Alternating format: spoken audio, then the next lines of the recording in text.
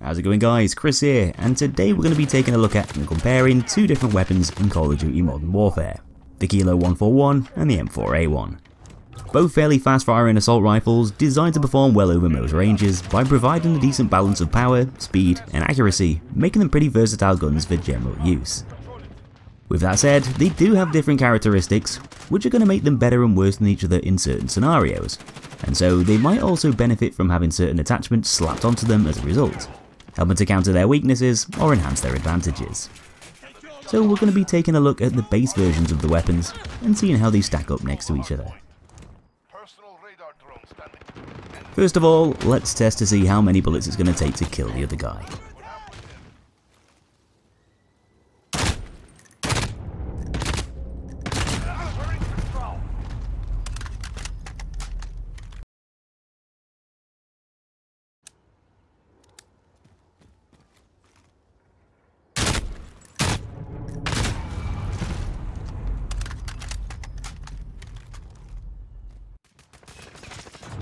At point blank range, we can see that both the Kilo 141 and the M4A1 are going to be able to kill in 4 shots to the body, 3 shots to the head. So as far as bullet damage goes, each shot's going to have a very similar sort of stopping power. Things are a little bit different when you take distance into consideration. Here's how many shots it'll take to kill over long range.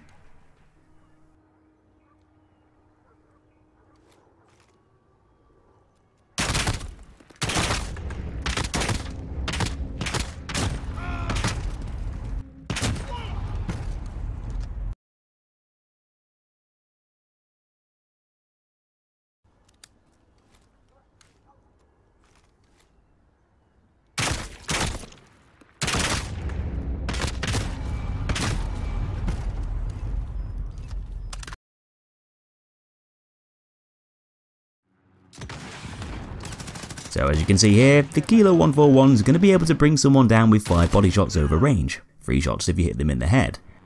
But the M4A1 on the other hand is going to need 1 more bullet to kill, taking 6 body shots or 4 headshots, meaning the Kilo 141 is going to have a slight damage advantage in long distance gunfights. In close quarters, both guns have the potential to be very deadly, typically killing in about 4 shots, but the M4A1 will usually have the upper hand, due to it having a faster rate of fire. This is going to slightly cut down its kill times in comparison to the Kilo 141, with both guns killing in the same number of shots. But because the M4's bullets get weaker over range, this counteracts that faster fire rate, putting both guns on a similar sort of level against players further away. Unfortunately for the Kilo 141, other than using the stopping power rounds field upgrade, there's no way to increase the gun's damage, or boost its fire rate to give it much of an edge over the M4A1. You can increase its range by equipping different barrels, but these are only going to let the gun kill in 5 shots over a further distance. It's not going to drop its bullets to kill. The M4A1 however does have access to a few different attachments that are going to directly affect its damage and fire rate stats. If you use the 9mm Parabellum rounds, you'll basically be firing a pistol cartridge instead of your standard ammo, lowering the damage even further, but also increasing the fire rate to compensate, essentially turning it into more of a bullet hose, making it even more effective within close quarters, being able to get more lead down range quicker. With the 9mm rounds, you'll be able to kill with 4 shots to the chest or 3 headshots, up close, which is the same as the standard ammo, but it's going to take an extra 7th body shot to kill someone in the distance, not to mention that you'll deal even less damage for hitting your target's legs, increasing it by an extra bullet to kill over all ranges. Though headshots are still going to be as deadly as normal, with it also taking 4 at distance to seal the deal, just like with the standard ammunition. So these 9mm rounds will probably suit close quarter combat a bit better, but might make the gun feel less effective to use over longer sightlines. The M4A1's also got access to a heavier .458 SOCOM round, which is pretty much going to do the opposite of the 9mm Parabellum cartridges, increasing the damage but lowering the fire rate. These bullets are going to allow you to kill in just 3 shots over all ranges, regardless of whether or not you hit a limb. Plus it's also going to let you kill in just 2 headshots, so in comparison to the Kilo 141, the M4A1 with SOCOM rounds will be much more punishing over range, despite firing slower, with it being able to kill in 2 bullets less than normal.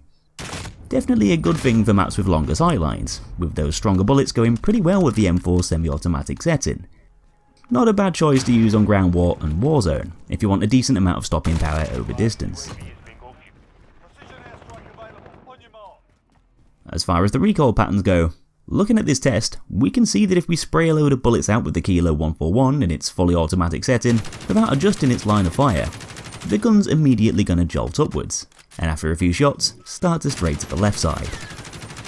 There isn't really much distance between your bullet groupings, with them being fairly close together, giving the Kilo 141 a relatively decent level of accuracy and stability, though as you tap and burst fire the gun, you should expect it to kick upwards, and slightly to the left if you're holding down the trigger in longer durations. If we switch over to the M4A1, immediately upon firing, we can see that the gun's got a much more violent kick pattern, forcing your line of fire to drift upwards at a much quicker and more exaggerated rate. After it reaches a certain point, the recoil is going to force your shots to drift over to the right side, which is pretty much the opposite of the Kilo 141, going to the left instead. Bullet groupings look a little bit more scattered in comparison, generally leading to a lower level of accuracy.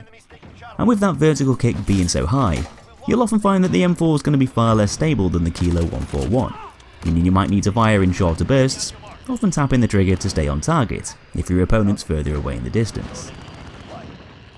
In comparison, there's a pretty noticeable difference in the way these guns kick around, and with the M4A1 not only having a nastier recoil pattern, but it also shoots at a faster rate too, causing recoils to stack up quicker, making it even harder to control in a lot of situations. This might often limit its effectiveness over range, with it not only taking more shots to kill, but also being a trickier weapon to use. Though in a close quarter fight, that heavier vertical kick might often cause your line of fire to drift upwards towards your enemy's head, leading to headshots and quicker kill times. So although it might sound pretty bad on paper, its lower stability can sometimes go into your favour, if you're aiming at the other guy's chest in CQC. The Kilo 141 will probably feel a little bit easier to land shots with over distance, generally having a higher degree of accuracy and stability. And because its recoil pattern isn't really all that bad, this means that you probably won't need to prioritise weapon attachments to reduce recoil, like you might need to with the M4A1, letting you pick other alternatives like underbarrel launchers, optics or perks, to strengthen the gun in other ways, without needing to sacrifice customization slots to boost precision. The M4A1 on the other hand will often benefit a little bit more from weapon attachments that reduce recoil and increase stability instead, like the compensator and Ranger foregrip, which will put it a bit more in par with the Kilo 141, allowing it to perform better over further distances. Both weapons have a pretty similar sight picture, and neither of them are particularly bad, so you can often get away with using iron sights to increase ADS speed, without needing to equip longer ranged optics. But with the Kilo 141 often seeming to be a little bit easier to control over range when firing in longer durations, a scope might be better suited for it, especially on big maps and on Warzone, with it having a lot of open sightlines. Next up, we're going to be taking a look at how reliable the guns are going to be in comparison to each other, and if we check out this aim down sights test, we can see that both the Kilo 141 and the M4A1 have a pretty similar ADS time. There's no noticeable difference, and if we slow things down, you'll see that neither of the guns are going to have an advantage over the other straight off the bat. Of course, ADS speed can be increased through certain attachments, but both of the rifles have access to these, so it doesn't really give a specific weapon the edge over the other in this case. Starting ammo for both weapons is set at 30 rounds as standard, so once again, this is another aspect that's going to be similar for both guns. The M4 fires a bit faster, has a bit less precision, and can sometimes take more shots to kill, so this might give the Kilo 141 a slight advantage in some situations, with its ammo being a little bit easier to manage.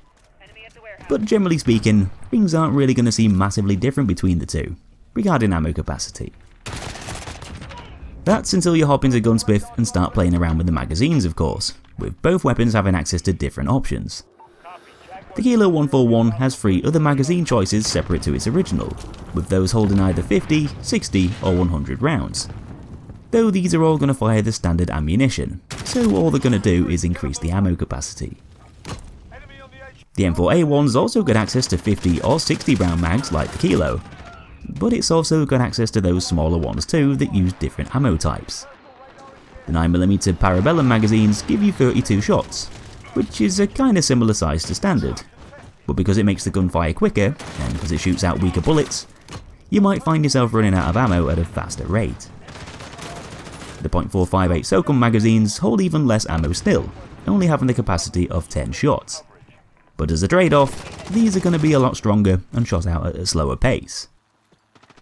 Both the 9mm and .458 magazines are going to have their own pros and cons, but in relation to the standard 30 round and extended mag options for the M4A1 and the Kilo 141, these varying ammo types for the M4 are probably going to seem a bit less manageable, therefore making the gun less dependable in situations where you're surrounded by enemies.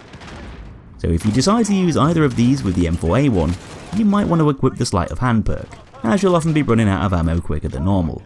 And so this will help to speed up those reload times when you do.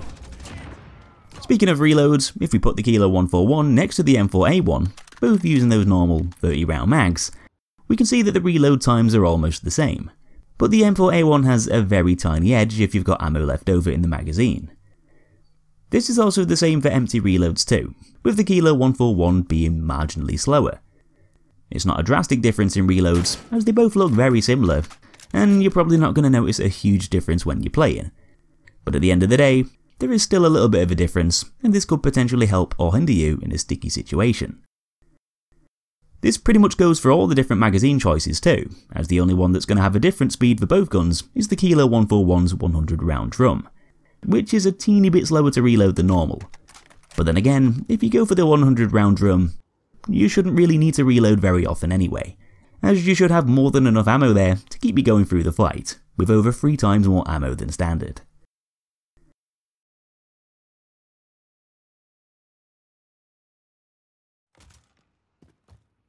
So there we have it guys, the Kilo 141 compared with the M4A1. Both pretty similar in the ways they perform, but each having their own pros and cons, making them better or worse than each other in different scenarios. Hope the video helped you out, give me a thumbs up if it did, and subscribe for more content coming up in the future.